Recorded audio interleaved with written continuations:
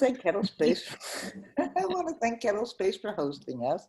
We used to do these breakfasts in the Kettle Space is very affordable restaurant co-working. They moved to an online platform, and it's free to sign up, and they host a lot of events. We host these breakfasts every 2 weeks with one investor and a small group of entrepreneurs, and we always post them in the Startup One Stop newsletter. I'll post the link soon. So I want to thank Kettle Space for always hosting us. And they are opening up spaces. Some of the restaurant co-working spaces have opened and people are going and back to business as usual in New York City. Today, our guest is June Choi of Serval Ventures. Now, June, you can either have everybody go around and start introducing themselves, or you can talk about yourself and the fund and what you do and what your focus is. And let's have everybody introduce themselves first. I always like to know who's in the room. Okay. If you guys don't mind. No, not at all. So Leslie, since I interrupted you because we decided to get going, who are you? What do you do? I'm the founder and CEO of a company called Transformation Games. And I develop and launch games for connection and healing, prison reentry, veteran reintegration, inclusion. They're nationwide. My prison games in about 80 prisons, my inclusion game in over 1,000 colleges to bring people together across differences, gang life, police dialogue, and they break through stigma and they help people really talk about what's going on inside and heal together. That's what I do. Okay, interesting. I should maybe introduce you to a young founder I'm talking to about bringing into our advisory portfolio who's developing a company based on social justice data for ESG investments. I'd love that. She's especially looking at incarceration data. Yeah, I would love that. Thank you. Wow. Can I reach out to you or how? June, do you want to post your contact information or your LinkedIn? Yeah, here, the best way, reach out to this email because then my ops person will help us schedule something. Thank you very much. Yes, thank you. Otherwise, if you reach out to me, it'll take forever because I'm always like behind on my emails. Understood. Thank you very much for that. So Michael, you're next on my screen, so. Whenever Michael calls, I have to make sure that there's not 10 other Michaels on the screen. But I am Michael. I'm from Philadelphia. I'm a business law, real estate attorney. I manage my own law firm outside of Philadelphia. I also work with a lot of startups. I'm actively involved with a whole bunch of incubator projects and incubator programs in the greater Philadelphia area. I love turning people's side hustle into their main hustle. That's what I've been doing for 20 plus years, and through mentoring and coaching and networking, but also just teaching people about the basics of entrepreneurship. I do it through local universities like Temple University, Drexel, and UPenn here in Philly. I'm an active teacher to students and grad students, and I pop into sort of their Blackstone Launchpad labs, which are like little coffee houses at local universities, to just talk about your business plan or talk to a lawyer or just why form an LLC, what is an LLC, just basic contract stuff.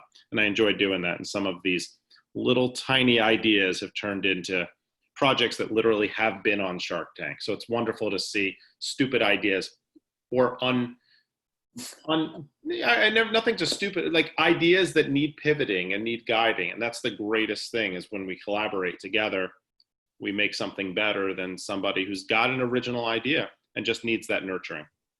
So. That's a great tagline, though. What is it? Well, hold on, yeah. Turn your side hustle into your main hustle. That's a great tagline. Not only that, it's my mask. Can you see that? Oh! You can see that? Look, yeah, I got a bunch of these done, and so it's what people see me on the street wearing. So they're like, turn your side hustle into your main hustle. I've been saying that for decades. That's great. I never thought I would like teaching, but I love teaching entrepreneurs.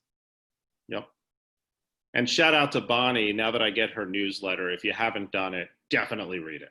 It's fantastic. Thank you. Yeah, lots of great information. That's how I found out about this event, but Bonnie and I only met a few months ago on a different group. So.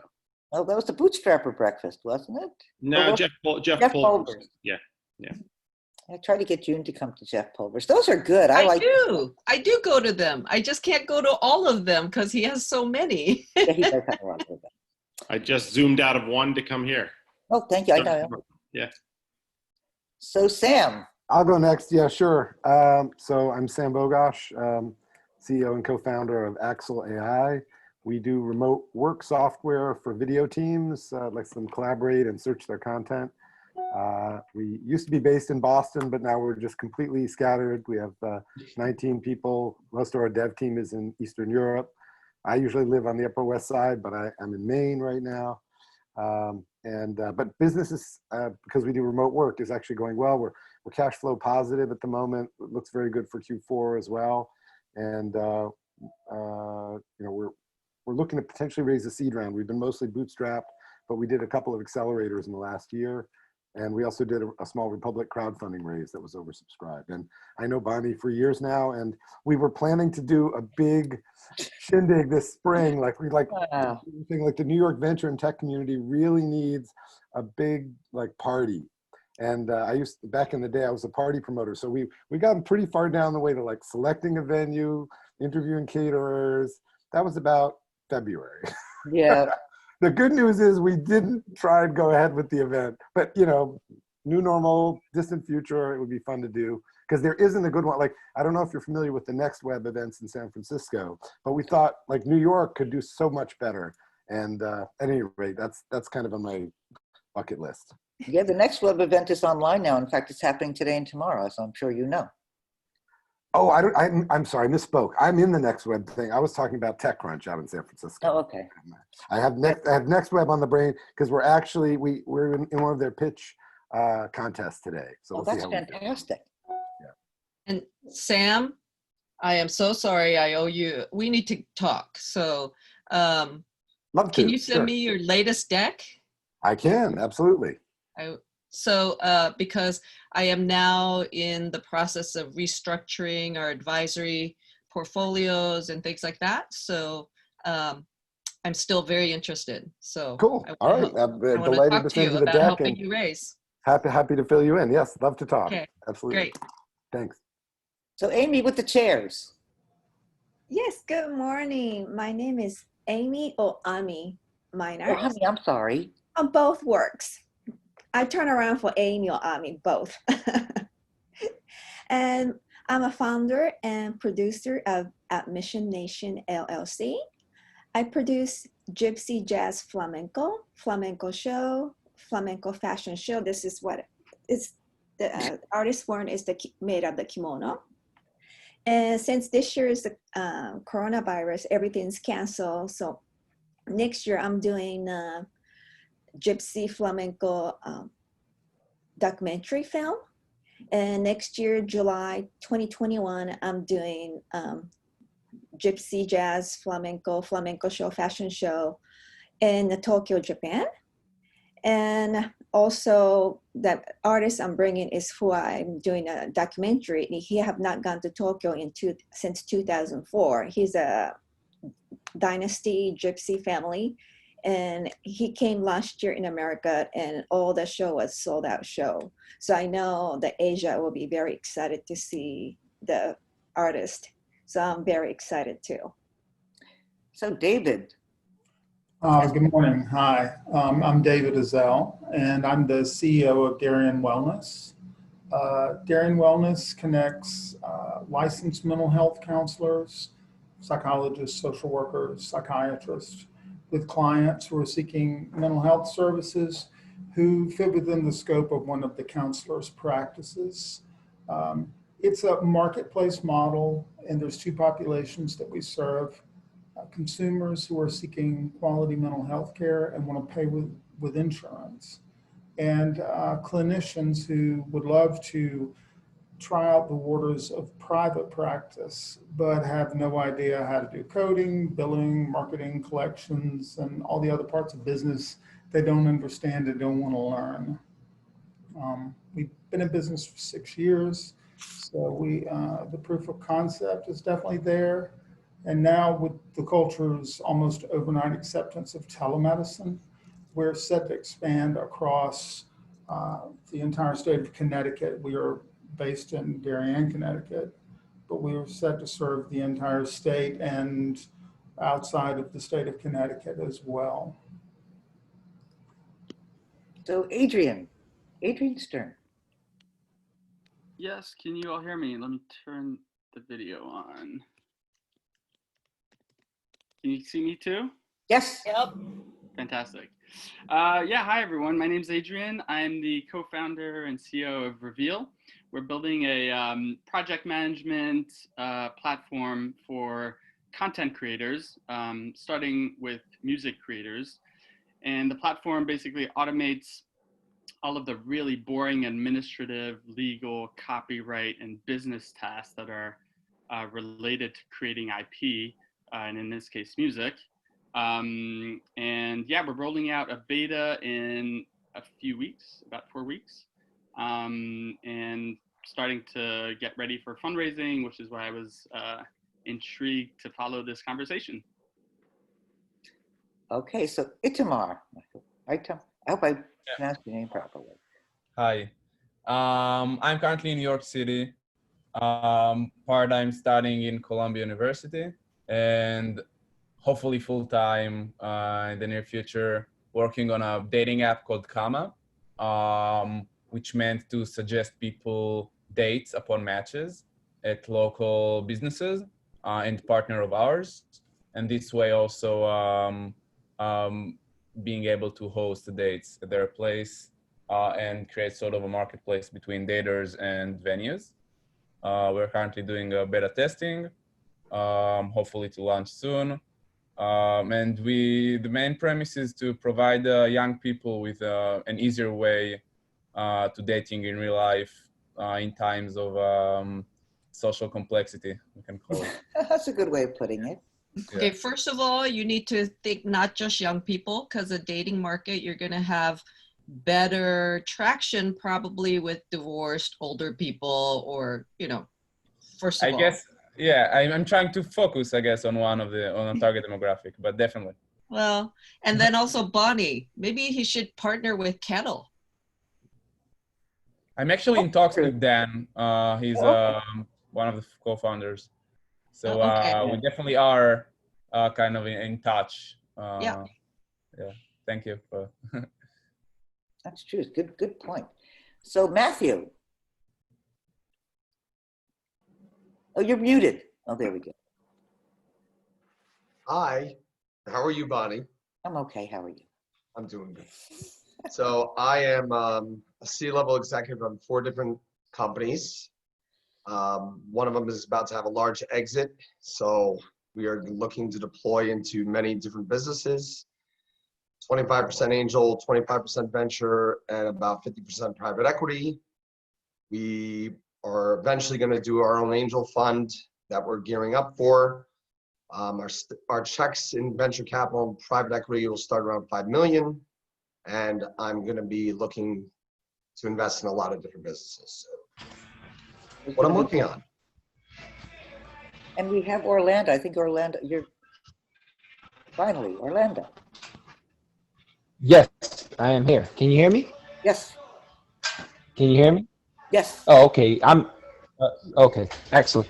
I've traditionally worked in IT in the corporate setting and on the IT management and strategy, and I've just been playing around with some startup ideas. I saw the email, and June had a great profile pic. She seemed like she knew what she was talking about. Her profile pic. So I just logged on and seeing what ideas you guys have here.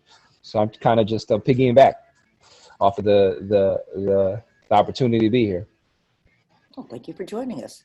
So now, June, why don't you tell us about yourself and your background and what you're focusing on in Serval?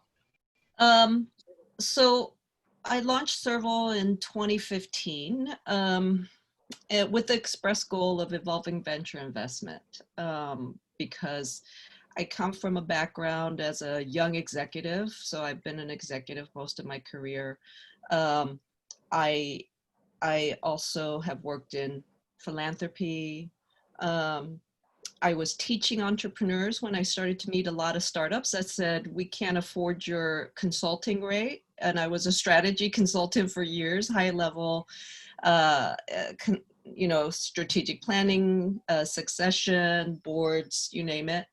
But they weren't very good about taking advice. So I just started to ask myself some questions, and I did some research into startups, into accelerators, because a lot of them have been through multiple accelerators, and also into VC investment models. And what I realized was I felt like, not a lot has evolved since Y Combinator launched in late 1990s, early 2000s. And that's why accelerators are 4 months long. And there hadn't been a lot of iteration or I would say evolution of venture investment. And I think venture investment is great at later stage, but I think a lot of the easy tech is done. So a lot of the early stage technologies that I was seeing, companies I was seeing, they were trying to solve really difficult problems.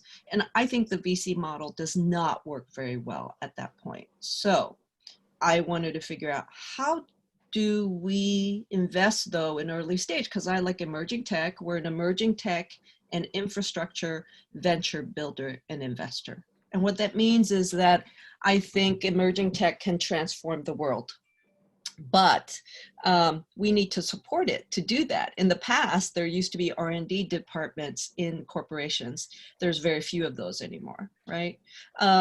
They now have innovation labs, right? Supposedly where they're supposed to be doing stuff, but it tends to be either internal labs where they're trying to create new products that they can sell, or they're innovation labs where and it runs the gamut from they know what they're doing and they doing it very purposefully, but it's things like I even heard a CISO say, if you want to work with us, you have to fit into our stack. And I'm like, for security, that just means more levels of hacking, more gaps for hacking. And I'm just like, that's a stupid approach to security. And then to those that are doing innovation, and they think they're doing innovation because they have a froyo machine. So, there was a whole bunch of stuff, right? So I started to go, okay, how do we really help startups be successful? Because my core thesis is, if I'm going to be successful as an investor, I need to help startups be successul.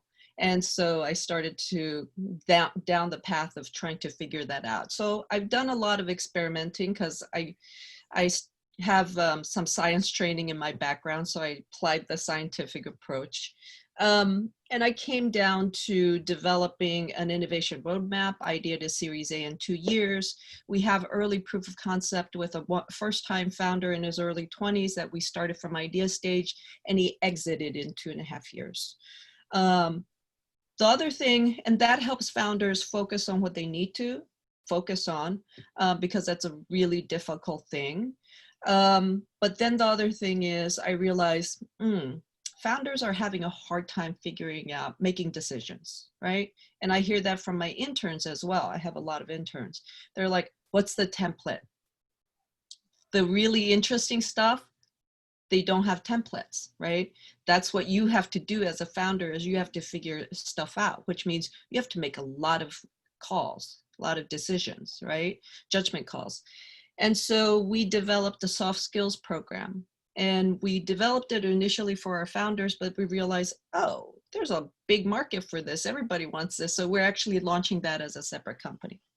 And then we focus in sort of 2 areas. Innovation, where we're trying to build transformative companies. So we don't invest in crypto, advertising, gaming. And while it's really interesting, right? And there's a lot of money in it, I want to create, the next big thing. And I say, I don't care if nobody knows who Serval Ventures is, as long as all our companies are the technologies running the back end of the corporations in the world. I'd be happy with that, right? Stealth. And then the other thing is that I'm actually currently writing an investment thesis book because there's certain core things. Diverse teams, right? We like anything with data, but so I used to tell people data and human talent. Those are the two core things. And people would say, okay, the human talent I get, but the data, maybe not so much. I actually had one potential co-founder tell me that. I'm like, we can't be co-founders because you don't understand. The future is data. And then with diverse teams, people don't seem to really understand how to create diverse teams. Diverse teams are really hard, but if they're done well, they're incredibly productive and effective. And what we believe is that we want to work with underrepresented founders, and we're committed to that. But what that means is, and I know because I'm often the only woman or the person of color in the room for that reason, it requires a different kind of approach, right? So Google did this experiment had this thing where they let engineers promote themselves, and very few women were putting themselves for promotion. So in their internal newsletter, they said, women, please put yourselves up for promotion. They did that for 3 months. There was an uptick in women, right? Putting themselves up for promotion. They thought, great, we did a great job. So they stopped doing it. The numbers went back down, right? And I thought about that, and I thought that's really interesting. And why is that? And, I think it's because women all our lives, and the women on the call, you can tell me if you've experienced this too. And I've not met a woman who's not experienced this. All our lives, we're told, don't be outspoken, don't put yourselves forward, don't, be bold, don't take risks, all the things that are leadership qualities, right? And then they go, oh, we have a pipeline issue and we can't get enough women into the C-suite or boardroom. And I'm like, can you guess why? So I think we have to nurture women. 3 months is not enough. If you've had a lifetime of training against all of that, 3 months is not enough, right? So one of the things that we're trying to do is build an ecosystem of talent of all kinds, very diverse talent, and people who are just getting introduced to innovation, which is why I work with a lot of interns, as well as the range of people who are maybe starting out on the innovation road. And for them, the best thing to do is maybe join a team that just raised some money, right? Or maybe they just should work on building a product that's going to be just sold off just really quickly, right? Not every startup is really meant to be a large scaling unicorn that's going to IPO. But if you exit, that's a win for you, right? Because then you are known as an exited entrepreneur, and you're going to gain the lessons from that. And then you're going to come back. Most people who are entrepreneurs, they're hooked for life. They're serial entrepreneurs. They're not going to stop at the one, right? And so you're going to learn your lessons, and then you're going to come back. And we want to be the ecosystem where even our exited entrepreneurs, when they want to launch their next thing, they can come back, meet the teams that they need, and to, launch their next venture. So we are currently, we did a pilot with CUNY. We've been talking to universities, countries. We launched a successful pilot with them. We're launching a pilot for WMV, women, minorities, veterans, although we're not ruling out anybody else either. Everybody is welcome, but we have a focus on really trying to recruit women, minorities, and veterans, and building AI companies and AI products, which are a very specific kind of build right now, right? And then the other part is infrastructure, where we are focused on really building out. We're in the 21st century, and my thesis is that we do not have a 21st century infrastructure. We have a 19th and 20th century infrastructure, right? So, which is sad. And I don't think that there are really great efforts or vision even about building the next infrastructure. So I've been looking at cleantech for a long time. So cleantech is one area. I see technologies that could solve problems right now, but they have to go through testing, raising more money. And I have, I think we can do it faster, get them into the market faster through applying digital testing, for instance.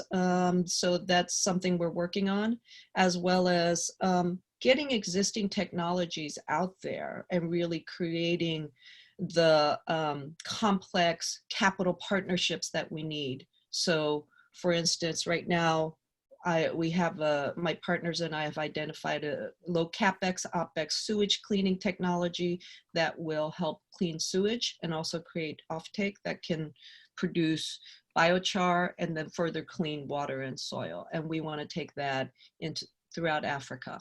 So those are some of the things that we're working on. But the core thing is it's about ecosystem, right? So we have two latecomers. I wonder if they want to introduce themselves. Carolyn McCaffrey? Caroline. Yes. Can you hear me? Yes. Yeah, sorry. Yeah, so I'm the CEO and founder of a company called ClearOps. And I don't know, am I supposed to introduce any more than that, or is that a good? What do you do? What does your startup do? So ClearOps is a data privacy and cybersecurity startup, and we are focusing short term on the problems of responding to security assessments and vendor management. So our core belief is that we will that we help customers earn, maintain, and repair customer trust. Okay. And Catherine Maria, who's muted and her video's off. Do you want to introduce yourself, Catherine? I guess not. Must be on the other line. Maybe. So anybody have any questions for June? Or? There are always questions. No questions. Okay, I did my job. See y'all later. No. Sam, you're talking, but we can't hear you. Oh, can you hear me now? Yeah. No? Yeah. Okay, good. Well, actually, what I was saying was it takes a while to come off mute, so that was like true, and then some. Anyway, great introduction, and obviously, you know, I've heard a bit about what you do before, but not a lot. So it was good to understand the context, and so in your experience, where is your sweet spot in terms of like deal size? I mean, is there a part of the life cycle, apart from just early, is there a phase where you feel like particularly compelled? And also, you know, what are you looking for in terms of returns over a, you know, 5 or 10 year period? I'll start with the second question. In terms of returns, you know, I wanna make as much money as possible, but that's not the core driver, right? I believe that, for instance, social impact should be baked into every company out there because that is the future. There are some investors, when they meet me and I talk about what they do, they're like, "Oh, social impact," and I'm like, "No, that I just really great businesses, right?" And the key word is transformation, right? We want to build transformative companies that will really address and be better solutions for the world today, right? And I believe if we do that well, and we'll be very successful, right? And so I'm not looking for, unlike most VCs, we don't look at, I'm not driven by like formulas or numbers, right? And you ask what stages, we like very early stage, mainly for a couple reasons, right? So one is it's really fun. It's really fun and exciting, right? I am really great with business models and strategies. And so I love doing that, right? I love working on the problem solution fit, right? But the second part is I meet a lot of founders that have what I call syndrome, where, you know, they worked on something, so they think it's worth so much. And I've actually said to founders, look, I'm interested in what you're doing, but I think your business model needs changing. So if you're willing to change it, I want you in our portfolio. And they go, Meanwhile, they haven't had any revenues for like a year, right? And it didn't look like they were going to get revenues in the near time soon. And their tech was not evolving in the meantime, right? And then they said, oh no, we're going to keep doing what we're doing. I said, okay, good luck to you, goodbye, right? Yep. So I feel like, you know, if you're not changing, if you're not moving, I believe velocity is a critical market competitive advantage. But by velocity, what I'm talking about is you need to have speed with directionality, right? You can have speed, and if you're just going all over the place and bouncing off the walls, it's no good. But if you have speed with directionality, then you're going to be more successful, right? So, so we do everything from even pre-idea, right? Because I think the solutions of the future are just nascent right now, right? Most of the really interesting ones. But at the same time, we're very opportunistic and also looking for ways to transform. So like, I never thought I would be saying, I'm excited and interested in waste, sewage, and water. Water I've been focused on, but I realized, sewage and waste is so connected to water. And so my goal is I would love to build a whole network of zero waste sites in the future, right? And raise a large fund to do that. The technologies are not quite there, but I'm starting to see some technologies that we could start to apply. And so with the sewage cleaning, it's an opportunistic move to take a technology I'm seeing that I feel like it should be deployed more broadly, and I want to get it out there. We're also currently working on building a ventilator company. A former SpaceX engineer that worked on life support system, he and his buddy designed a new kind of ventilator, hospital grade, not the emergency ventilators you're hearing about that are like disposable, one use, but hospital grade ventilators. Because of the design, we can produce and sell it for under $5,000. In comparison, the current hospital ventilators sell for $15,000 to $50,000, which takes it completely out of the range, out of the budget for many people. But what we and he's a classic engineer, so he's like, okay, COVID seems to be dying down. Is there opportunity with this?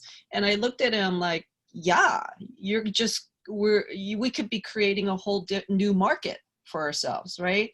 So, and we can go into emerging economies that currently can't look at more than a few ventilators. So that's the kind of thing I like to do, right? And then I'm also thinking very big picture about how do we, like for instance, with the fund, the other thing is I'm thinking about we're currently working on structuring a whole different kind of fund for investing in really early stage, where the technologies are still evolving. I don't think the VC model works very well. So we're thinking about a fund where we can create rather than being a typical 10-year fund, it'll be probably more of an evergreen, incorporating more optionalities for investors within the fund so it's attractive for them. And then as well, creating a diversity of deal flow even within the fund, because that's a first rule of investment, diversify your deal flow. And yet most venture investors, they're a very narrow deal flow. Does that answer your questions? You're on mute. Thank we can hear you. Appreciate it. And actually, someone just rang my doorbell, so I have to. Okay. And this is Michael Adler here in Philadelphia. Thanks for being here today. I'm interested in the medical ventilator project because I work with hospitals, and I'm also looking at a potential medical ventilator project here. Are you at liberty to say what the name of the one that you're investing in? Not right now. Not right now. So okay. We're just structuring it, but I'd love to talk to you about what you're doing, and then so we can connect, right? Okay. I can drop my information in the chat if you'd like. That'd be great. That'd be great. Well, we have a new attendee as well. A couple of them actually. If Svetlana, if you'd like to introduce yourself. There's another June. Another June? Svetlana June, yeah. Svetlana June. June, can you hear me? Yeah. Hi, Orlando. I have a question for you. You said that future startups need to have the social cause baked into it, correct? And I think I know social why. impact. Social impact. I think I know why, but can you explain why that's important going forward in the future?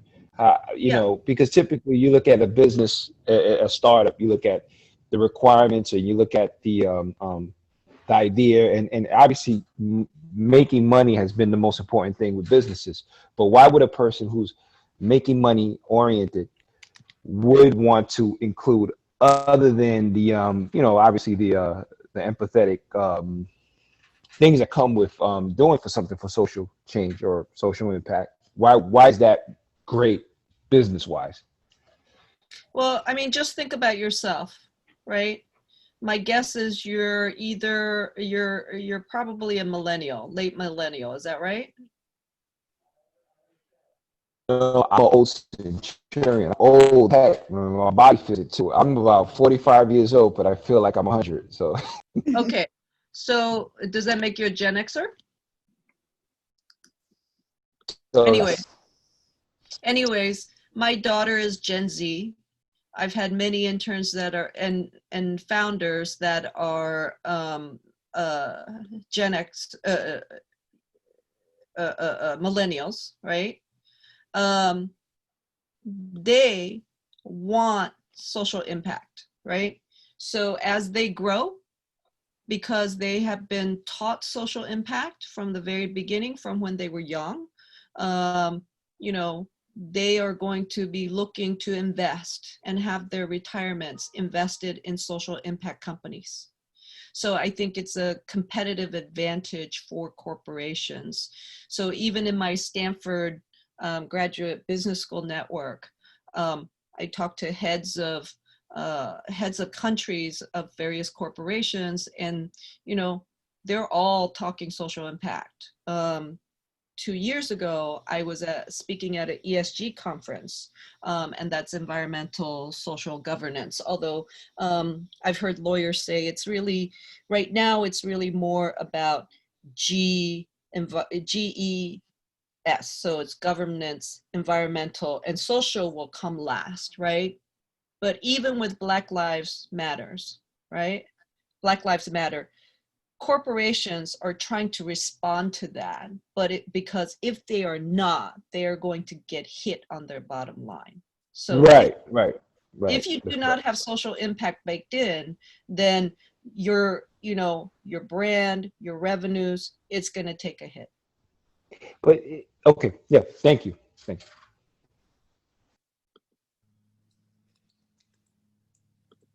Anybody else?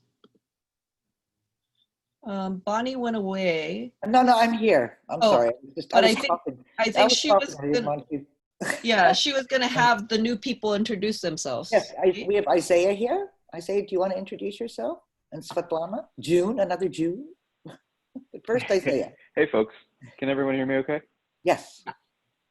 Perfect. So my name is Isaiah. I'm 24. I'm a management consultant in New York, focused in the data and analytics space. Recently moved to Boston, but looking to get more into tech-enabled transformation and emerging technologies. Great. And Svetlana, do you want to introduce yourself?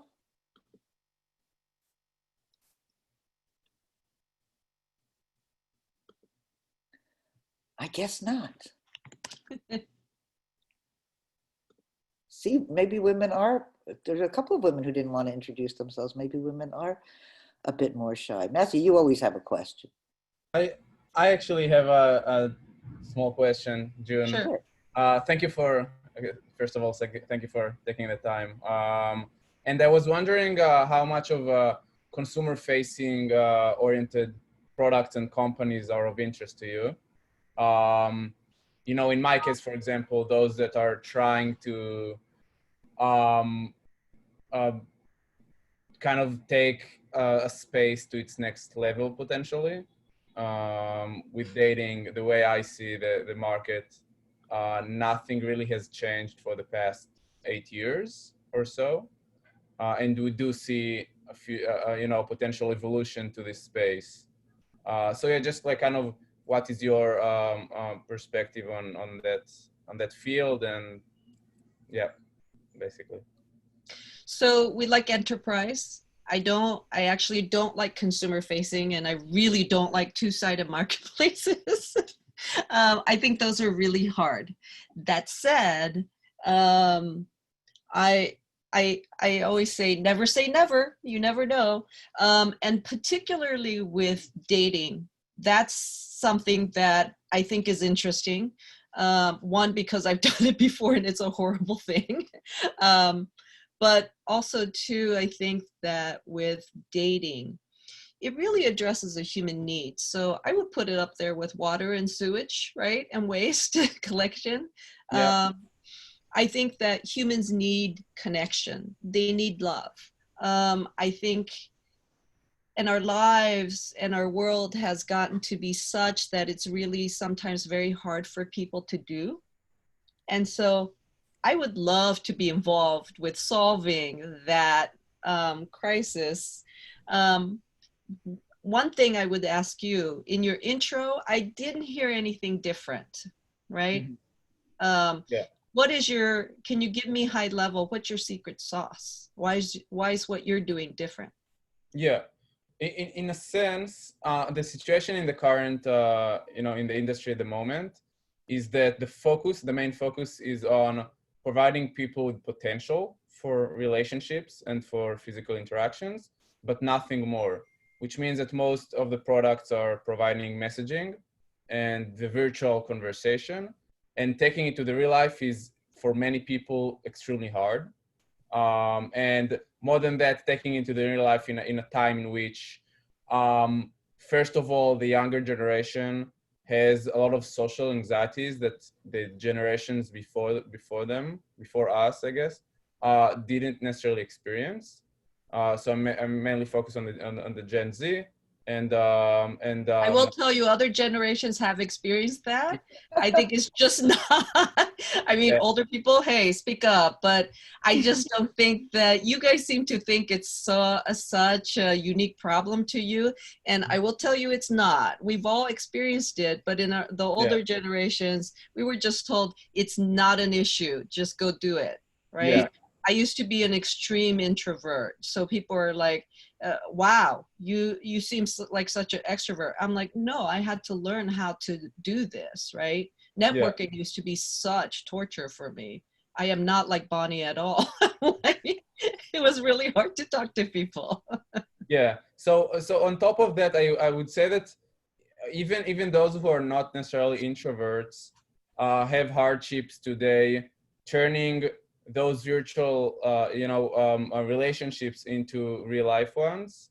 And it's not, so dating is a part of it. And I think dating, as you said, has many hurdles except for like actually, just meeting people. Many other verticals, I would say that's kind of our vision around it is creating shared memories for people and shared experiences for people. And as of now, dating is our focus, but you need to lead with that, right? Yeah. That's a very resonant tagline, creating shared memories for people, right? To build relationships on. I would add that, right? Yeah. First of all, you got to get out of your thinking that one, it's a young person problem. You led with that and I corrected you. Yeah. Secondly, you keep talking about how specifically for young people, you have these anxiety problems, you're solving it. And I'm telling you, it sounds really arrogant, right? Mm-hmm. And founders can't afford to be arrogant. Of course. Okay. So the most successful dating app out there? Do you know what it is? Yeah, I mean, Tinder as of now is the most successful. No, the most successful. Instagram, yeah. What? Okay, maybe you have a different answer. I have like maybe different perspective. I forgot what it's called, but it's a farm dating app. Farm? Dating app. It's to connect people in rural farming communities with each other because they're working. Revenue and subscribers. What?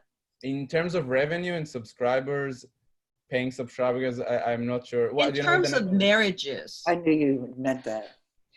You know, in terms of marriages. Okay. Right? Okay. Because isn't that is, it's not about paid subscribers or how much money you make, because then you're just an asshole just making money off of other people, right? Whereas you're doing this dating app to help people meet people. The farming app is the most successful because it actually has led to the most marriages relative to the numbers of people on it, right? So, but again, I'm not sure if marriage is necessarily the right indication. But a relationship, right? Okay. Yeah. Right? Absolutely. Because Tinder, you can just go on, get dates, get hookups, easy, right? So why do something different? So my sense is that you want to help people create relationships. And that's something different. And so I would say, but then my next question to you as an investor would be, well, what's your moat? How do you protect yourself from competitors that can basically do what you do, right? So if I wanted to, you know, like rip you off, right? I could very easily go out and make connections and with various like, you know, venues and say, look, I want to host events here, but I want to host events where people can meet each other. And people do that. There's speed dating, there's, you know, there are matchmakers and concierge matchmakers, and those are actually, from what I understand, they're gaining traction, right? Because it's that people want that sort of curated approach. They want that kind of like individualized attention, and they want a more customized person working on it for them, right? Yeah, so, I would say that I would love, first of all, to further chat on it, unless, I mean, we can do it here, I guess, but it really depends on everyone here. But in general, I would say that we have the marketplace concept, I guess, you know, is potentially creates a moat in a sense. If we manage to scale, then okay. In any case, I think that the algorithm or the way we create the product potentially can act as a differentiator simply by I mean I think. So here's the thing, everything you're saying to me as an investor, I'm saying no, because Coffee Meets Bagel, it was built by, you know, data geeks that have built algorithms, right, to supposedly make matches, right? And then you say the marketplace's concept is going to build a moat. No, the marketplace concept will not build a moat. Marketplaces that are successful because people have a lot of connections or have a deep expertise and have a vast network to really make the marketplace work, right? And marketplaces do not work unless you have a balanced, big network on both sides. So if you said to me, I have been doing events and I have a giant list of people, right? And I'm going to bring that into the marketplace, then I would say that's great. That is a competitive advantage. The concept that you're going to make it a marketplace is not a competitive advantage. So in our case, the idea is not to host events. It's more of like curating one-on-one dates and creating a sort of an experience around dating from the moment people go and match on an app until the moment basically they said goodbye at the end of the night or whatever.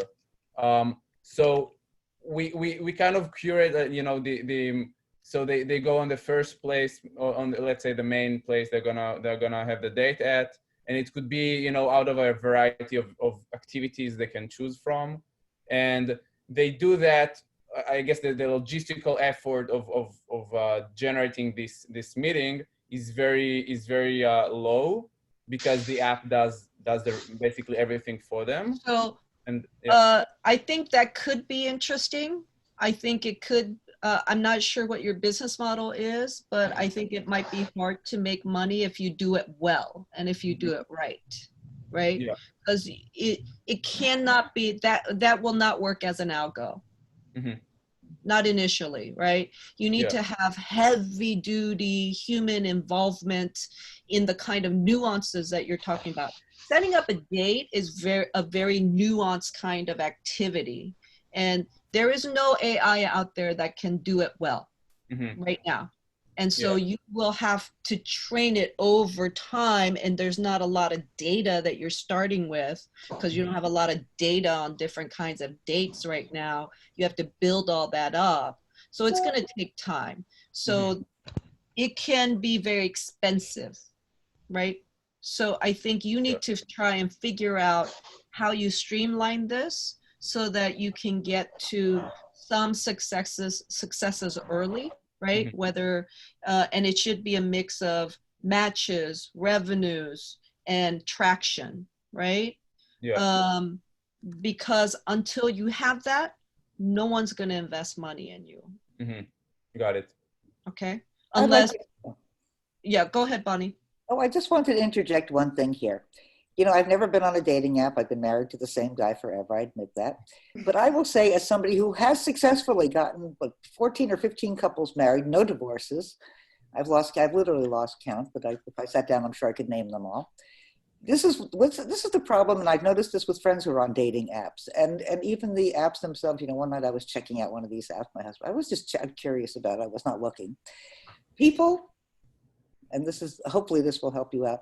People list what they want, not what they need.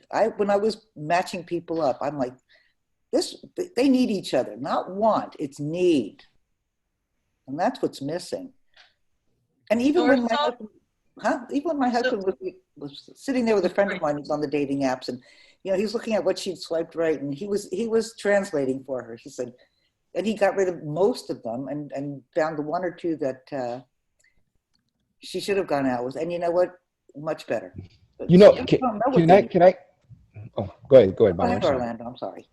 No. Go ahead. Finish your thought, Bonnie. Oh no, that's it. Like you said, I think focus on what they I'm want. going to add 2 cents to that. You're absolutely correct. The one problem with, well, it's not a problem actually. To add on to that, in relationships, I think, so you have a need, right? And then you have a want, right? And that's easy. That's easy to box, right? You have a need and a want. But we also forget that as a person, a year from now, I'm going to transform into a different person. And so my needs are going to change into something else. And those might be my wants. So wants are, you know, sometimes people look at it from the kind of, oh, you might be greedy. Kind of, I think sometimes because of everything going on in society today, we've taken that person as like ambitious or wants, right? And it's bad. But sometimes it's because the person is transforming and the person's going to transform into a different person. The wants are going to change. Yeah. Lando, you bring up a point, but that makes more sense from a professional standpoint. If you're talking about personal standpoint, yes, people do change, but you need to find someone who can change with you, right? That's a successful relationship. And so Bonnie's point is very important. You know, part of what we developed with our soft skills program, it's called 3-point path. There's 3 parts to it. One is know yourself, understand others, and then mad skills. But the first one is know yourself, because before you can do anything or accomplish anything or get anything, you know, all the self-help literature, right? The first thing is you have to do some reflection, right? So with the dating, and then there's a lot of people that are very aspirational. Like if you want to be very crass about it, you could say there are 5s that think they should be dating 9s. And it's like, well, why? You know, it's just purely aspirational, but it's not going to happen, right? And so there's all those kind of things, right? So I think what you're talking about is great, but I think you're hitting one friction point. But then if you really are going to be a dating app that people are going to stay engaged with, you have to think about the full customer journey, right? And all the friction points along the way, and dig deeper into the reasons why. Yeah. Okay. So sometimes going out on a date, it's not because they're anxious or shy. That's actually, I don't think that's, I don't have the data on this, but I would guess that's not the main reason. The main reason is apathy. They don't have time for it. It gets too convoluted to try and match, you know, different schedules. Right now, it's really hard to find a space where you can actually meet, right? And then, you know, depending on the day, it could be a great date, and then on another day, it just comes off wrong, right? Mhm. And so there's a number of different reasons why. So I'm just saying that you have hit upon one aspect, and this is something I say about startups. I think startups build great features. You don't necessarily, many startups don't build full solutions very well. And so part of what I try to do with the different companies I work with is, one, make sure they have the problem solution right. And then secondly, try to really make sure that they understand how to create a more robust solution. Okay? Mhm. Right. Definitely. And would you say that I also? think we should move on. Let other Okay. people ask Okay. questions. Of course. Okay? Thank you. Thank you so much. Sure. Anybody else?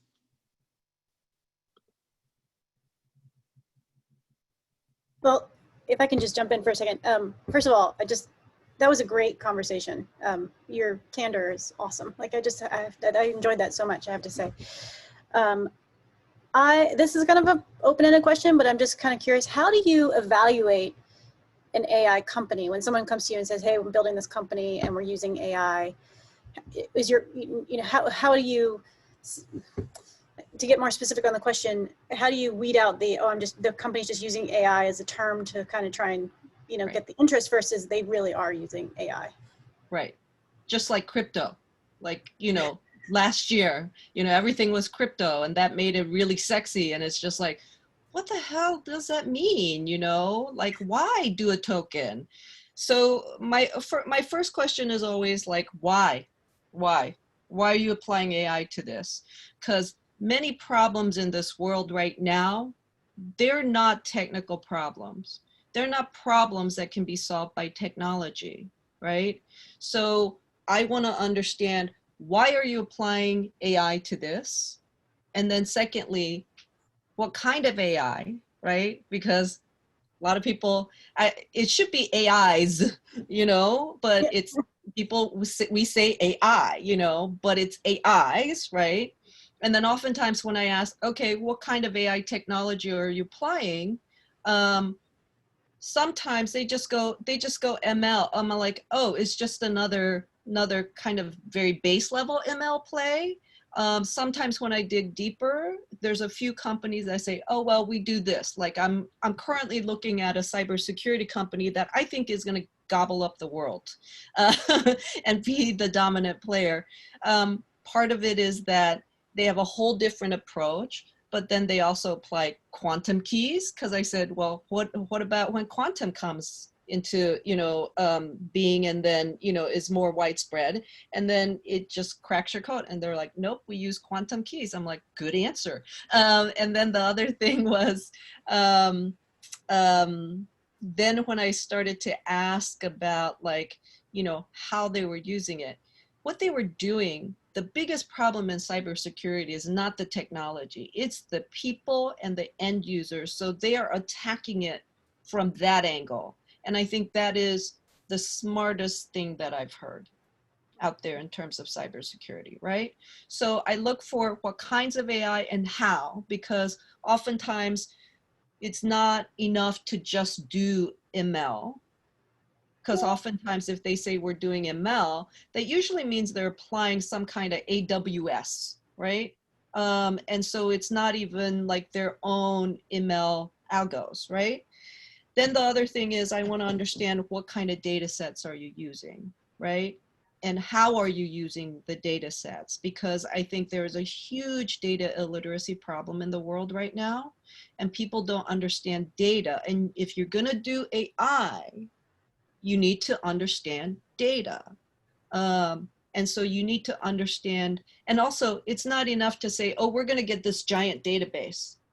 More data is not necessarily the best thing. Otherwise, Watson would have solved cancer by now because that's what they said they were going to do. And they have tons of data, but it's about how you apply it. And so one of the things I've been challenging founders to do is, how can you take smaller data sets and then start to increase, right, the efficacy and the returns on your AI applications, but speed that up, right? And so I think the competitive algos are really interesting, right? Because also, like, for instance, right now, I'm taking part in an experiment because I want to understand the experiment of crowdsourcing forecasting, right? Because crowdsourcing, individual people are often very wrong in their predictions, but you get a big crowd together, and then if you average the crowd, they tend to be fairly accurate if you get a big enough sample, right? So I'm interested in those kind of things. How do we apply these kind of principles and then make them, you know, really work better for AI? And I want to also hear from people, how are they thinking about the AI problem and applying the solution to the problem? So I tend to dig that way, right? Whereas other investors go, okay, what are your revenues? How many users you got? What's your traction? And I think those are vanity metrics, early stage, it's vanity metrics. So I tend to try and dig deeper into the technology, how it's applied. And that's how I look at AI, because it's a very complex thing, right? So here, you know, in the previous conversation, Itamar said they were gonna apply algos. And I said, well, is that the right solution for the problem that you're solving, right? Which no one has clearly defined, right? So you need to have a clear problem statement to be able to apply a solution, right? Yeah. Does that answer your question? Yes, very much. Thank you. I appreciate that. Okay.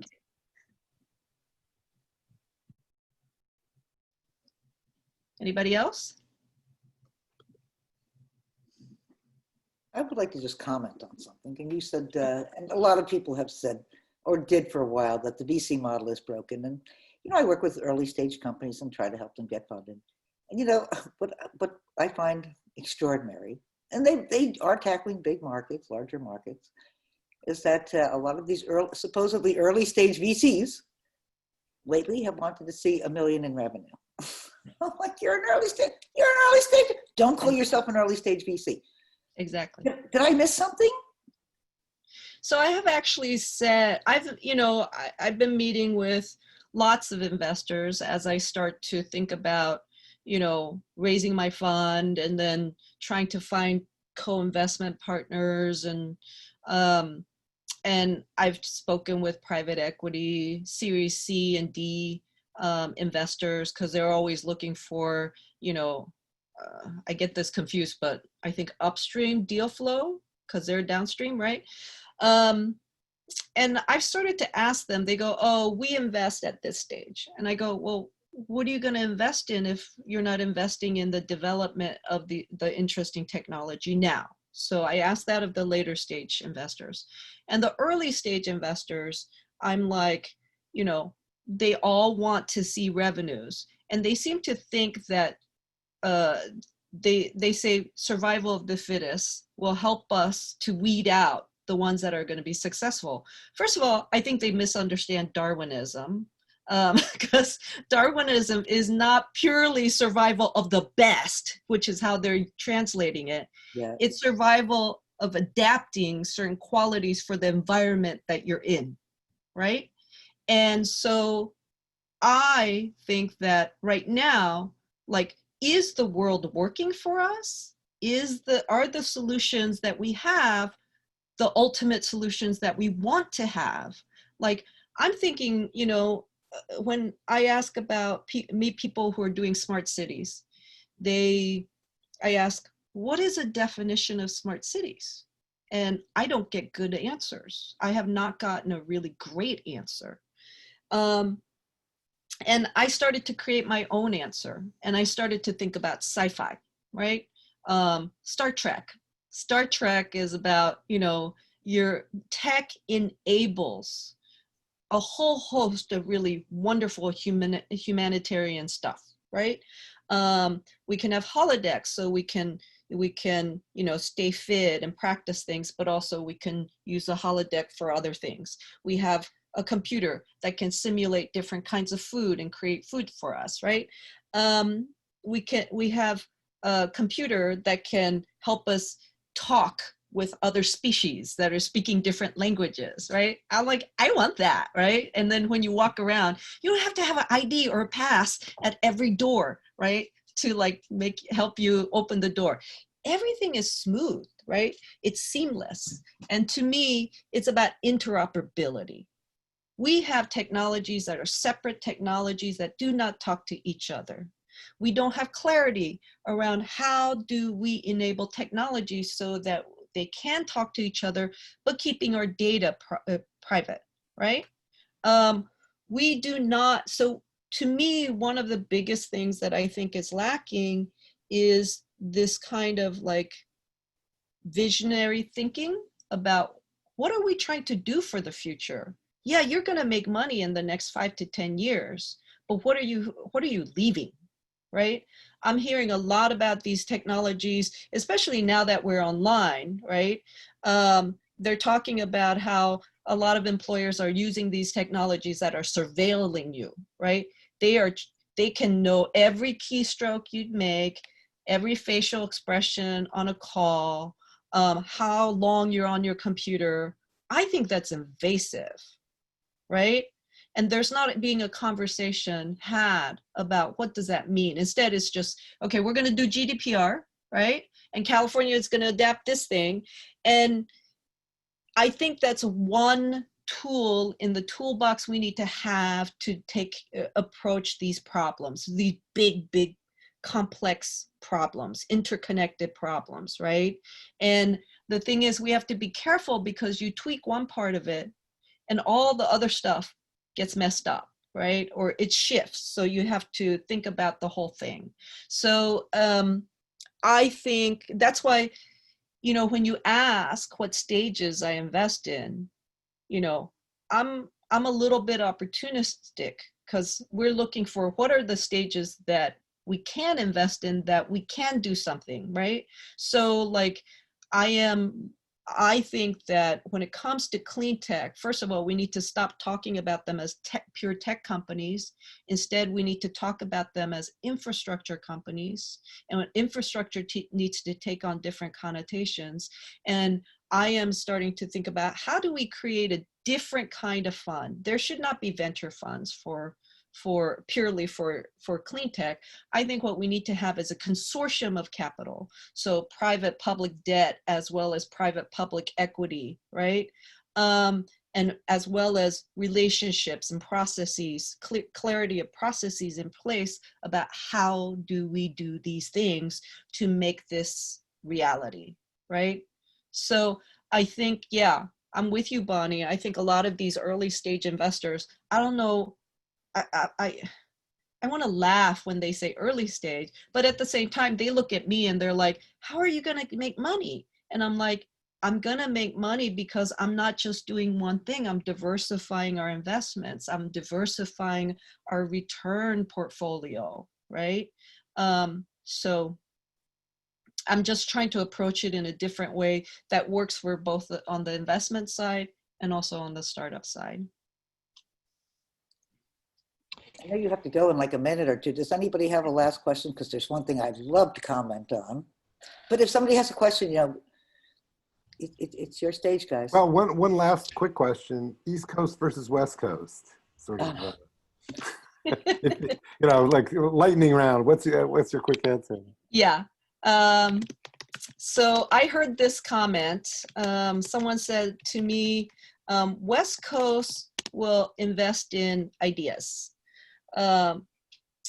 East Coast invests in revenue and Yep. Europe invests in profits, right? Which means that Europe is most conservative, right? Yep. East Coast is a little bit more conservative, and West Coast is like anything goes. But meanwhile, there's plenty of people on the West Coast who can't get their ideas funded because they're not in the Silicon Valley crowd, right? So I think if you're in the crowd, right, you can get things funded. But what I tend to see out of the West Coast are really big ideas, which are great, and I love big ideas, and I wish I had access to the money to invest in the big ideas from a, you know, nascent concept stage, right? But they also invest in a lot of shit that helps their life be easier, right? A lot of delivery stuff, a lot of stuff that makes it easy for them to stay in their expensive Silicon Valley home, right? Yep. And luckily they need it because right now they can't leave their home, even if they wanted to. You know, okay, good timing, yeah. Yeah, but I actually like being on the East Coast because I do think it's important to have a focus on revenues because that's the only way you're going to return. I asked founders, okay, what's your roadmap? Raise, build, raise, launch, raise, iterate, raise, hire. And I'm just like, okay, I've just heard you raise 5 times, which means your equity has gone down a lot. And I haven't heard anything about how you're getting the money back to the investors. And the only way you can do that is you need to make revenues, right? The valuation is not an exit for an investor. They can maybe brag about it for a little while, but until they get the exit, your investment, the investment in you is worth 0. Yeah. Really, yeah. right? So I think revenues are important. I like the East Coast also because New York inherently, and New York specifically, New York inherently is a different kind of animal. It's a world city, right?